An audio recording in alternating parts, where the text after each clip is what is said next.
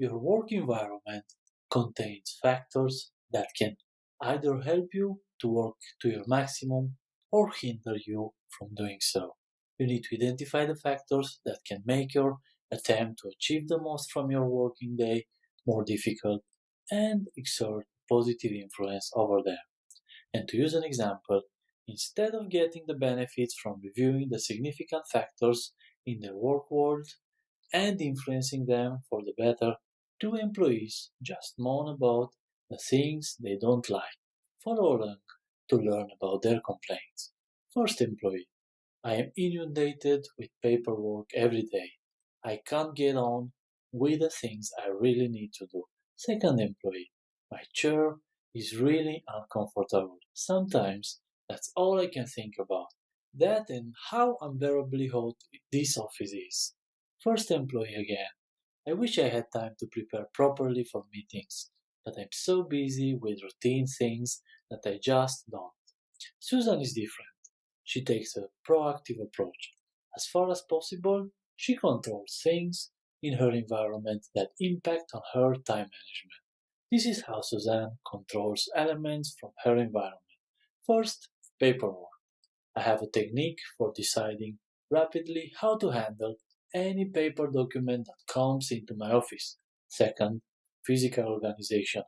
I can concentrate better because I have gotten rid of distractions and useless stuff in the physical organization of my office.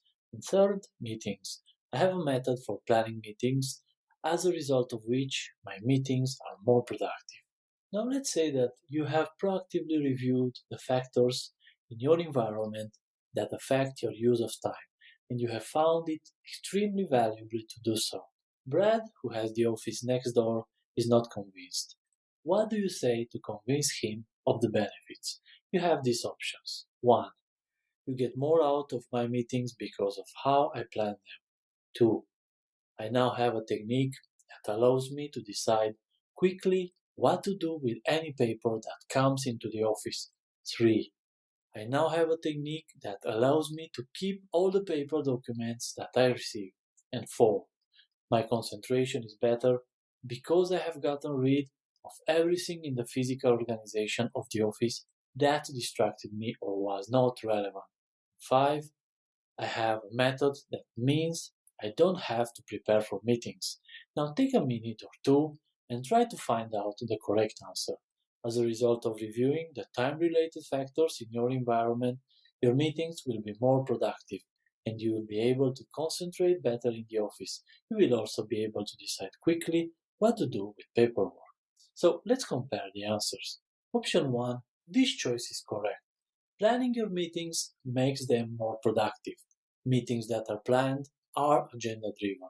This helps focus the participants on specific topics or issues, eliminating distractions. Option 2: this choice is correct. A sorting method for incoming paper saves time. A sorting method allows the user to quickly determine the relevance and time sensitivity of the document. Option 3: this choice is incorrect. You may not have to keep everything. Developing a sorting method for incoming paper saves time. It helps you avoid time wasted in reading or acting on paperwork that is not part of your job. Option 4: this choice is correct. Physical distractions need to be addressed. The office environment should be functional and contain as few distractors as possible. This increases efficiency and saves time. Option 5: this choice is incorrect. Poorly planned meetings waste time. Lack of planning allows a broad range of topics to be introduced. Subjects should be limited so that meetings can be more effective. To conclude, examine the factors in your work environment that have an impact on how productive you are each day. Make changes that will impact positively on your management of time.